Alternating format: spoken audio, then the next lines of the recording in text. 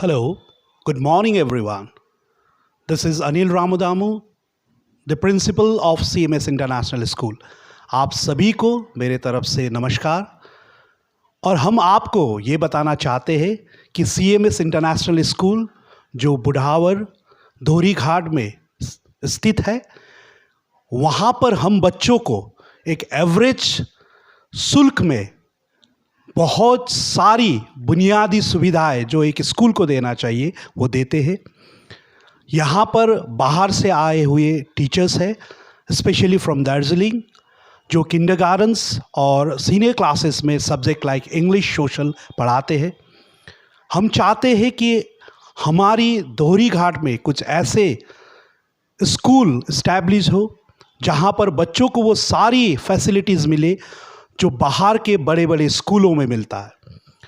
तो हम चाहते हैं कि हमारे पेरेंट्स हमसे जुड़े, हमारे स्कूल में आए, देखें, जानकारी प्राप्त करें यहाँ से और अपने बच्चे की उज्जवल भविष्य के लिए हमारे साथ जुड़े। और हम ये भी बताना चाहते हैं कि CMS international school not only पढ़ाए but also in games, music, ये सारी फैसिलिटीज़ हम देते हैं। म्यूज़िक में modern instrument like guitar, drums, keyboard, vocals, ये सारे हम सिखाते हैं। तो हम चाहते हैं आप सभी हमारे स्कूल में एक बार विज़िट करें और हमारे स्कूल के साथ जुड़े रहें। Thank you very much.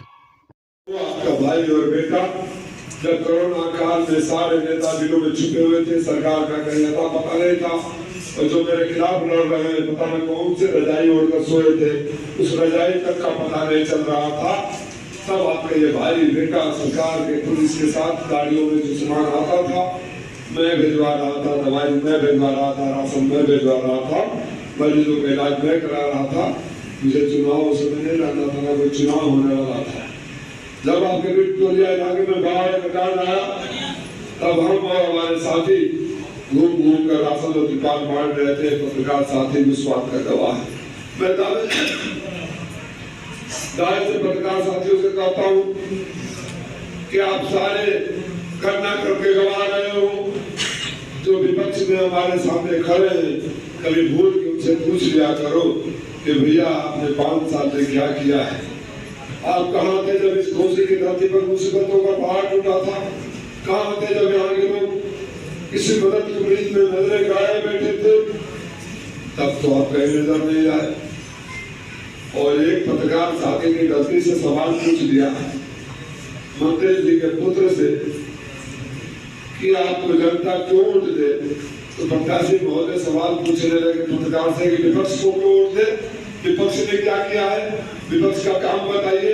मतलब आज तक आप लोगों ने सुना होगा कि सरकार से हिसाब किताब होता है कि सरकार में कितने सालों से अपना काम बताइए।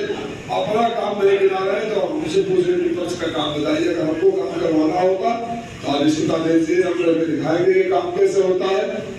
समाजवादी पार्टी की सरकार थी, हमारी माताएं यहाँ बैठी हुई है। बेटा भाई पति बाहर अगर कमाने गया होगा तो उसको रात में नींद नहीं आती होगी कि घर में मेरी माँ मेरे बाबू जी बीमार पड़ जाए तो दवा कौन कराएगा। अखिलेश यादव जी की सरकार बनी, समाजवादी पार्टी की सरकार बनी तो अखिलेश यादव जी ने कहा कि चैन से घर में सोना, रात को तबियत खराब हो जाए 108 नंबर डायल कर देना, पड़ोसी पहुंचे न पहुंचे तुम्हारे दरवाजे। मंत्री पुत्र महोदय, ये समाजवादी पार्टी की सरकार थी जिसके कोड़े दावे तुम्हारे प्रधानमंत्री से लेकर मुख्यमंत्री जी आज तक करते आए हैं। अगर गांव में कोई गरीब का बच्चा लैपटॉप वाली बात देखा तो अखिलेश यादव जी की सरकार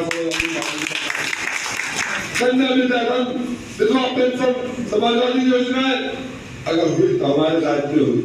लोहिया आवास, लोहिया ग्राम, जनेश्वर मिश्रा का हमने किया करके तो हमने दिखाया है।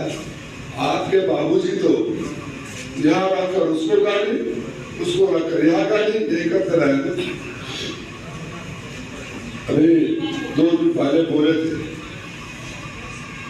मैं पिजड़े का तोता नहीं हूँ, कहीं भी जा सकता हूँ। उसके 2 दिन पहले बोले कि दूर से लोग मुझे मरखावा साढ़ समझते हैं, सुनो था बोलते मुझे मरखावा साढ़ समझते हैं, बात से दुधारू गाय समझते हैं।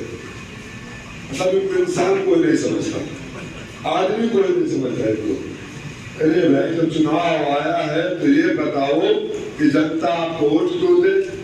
आपने यहाँ के लिए घोषित के लिए क्या किया है? तो बोलते हो मैं सांड हूँ, मैं गाय हूँ, मैं चिड़िया हूँ, मैं गधा हूँ, मैं गाय हूँ, मैं बैल हूँ, मैं भैंस हूँ। इससे क्या लेना भाई?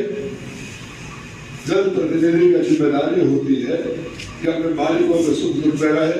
जब मैं बोल रहा हूँ मालिकों के सुख दुख में रहे तो माननीय जी ने यहाँ के जिला पंचायत अध्यक्ष को खड़ा कराकर जनता के बीच में कहा कि इनका मालिक मैं हूँ। मिश्रा जी, लोकतंत्र में सबसे बड़ा मालिक जनता होती है। 2012 में मिश्रा जी चुनाव लड़े थे, ये भी अपना चुनाव नहीं लड़ पाए। 2014 में मैं लड़ा था। अगर सुख दुख हुआ होगा इस इलाके में तो राजेंद्र मिश्रा पहुंचे होंगे, समाजवादी पार्टी के सिपाही पहुंचे होंगे, दूधनाथ जी पहुंचे होंगे, राजीव राय पहुंचे होंगे, कोई भारतीय जनता पार्टी का खासकर छड़ी वाले का तो कोई पहुंचा ही नहीं होगा। छड़ी वाले का किसी को देखा है? किसी के सुख दुख में आते हुए किसी ने देखा है?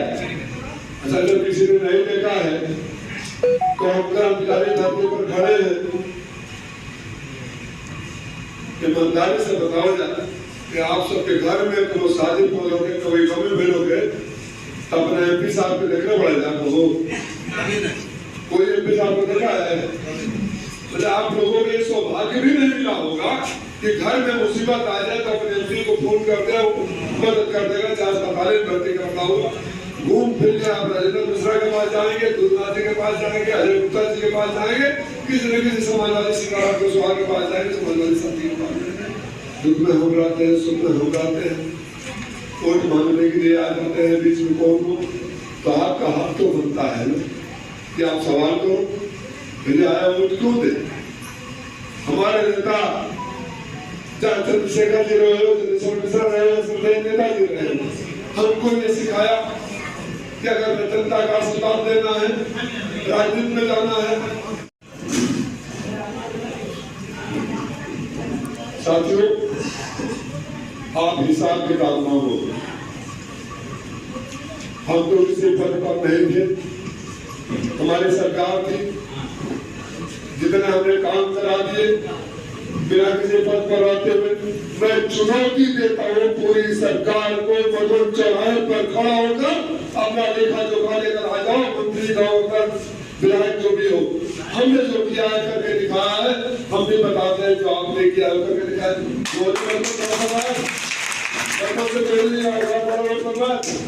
क्या हालत है उसकी? अरे भैया, आज तो आपकी स्थिति ये है,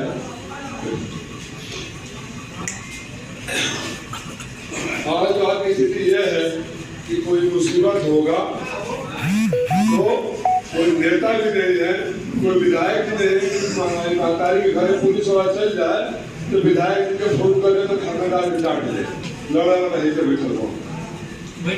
तो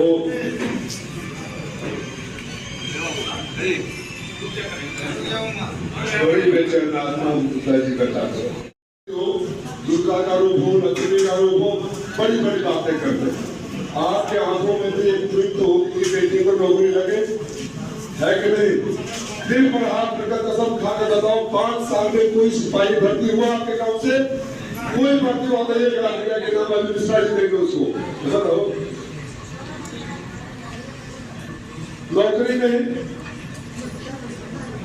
बताए गए थे, दोनों ऐसा धंधा की 100 रुपया का अनाज देकर वही महीना में 800 रुपया वसूल लो, सूदों पर पैसा चले गए तो ना मिले। 5 किलो अनाज के लिए अपने बच्चों का भविष्य बर्बाद करने वाले आने वाले पीढ़ी आपसे सवाल तो जरूर करेगी। आपके बच्चे तो आपसे पूछेंगे कि जिस दिन मेहनत मजदूरी करके आपको पढ़ाए, हमारे भविष्य का सवाल था, और 5 किलो अनाज में आप ठगे गए, इसलिए हम 5 किलो अनाज की मुहताज है। प्रधानमंत्री जी कहते हैं दुनिया में लगता बज रहा है, विश्व शुरू हो गए। अरे प्रधानमंत्री जी, जिस देश की आबादी 5 किलो अनाज की मोहताज हो, उसका डंका कैसा बज रहा हो, अपने दिल पर रखकर सोचो। शर्म आनी चाहिए हिंदुस्तान के प्रधानमंत्री को। मैं आपका था, आपका हूं, आपका रहूंगा। आपके इस बेटे भाई के ऊपर कोई दाग नहीं है, कोई कर नहीं सकता। मैं चुनाव हारने के बाद न तो लोकसभा को बदला, न तो पार्टी को छोड़ा, न आपको छोड़ा। मैं आपका विरोध करता हूं।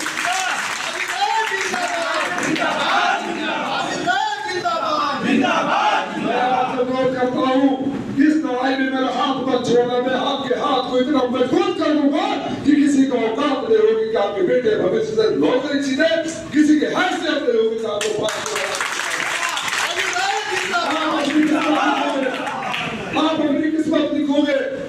आपका बच्चा 5 किलो अनाज नहीं मांगेगा, नौकरी देने वाला बनेगा। नौकरी पाकर दूसरों को नौकरी देना होगा। आप समझ लोगे। और हमारी जिम्मेदारी बनती है कि पंडित अंकुर शास्त्री और तमाम सुप्रधान सेवानियों की बात करते हैं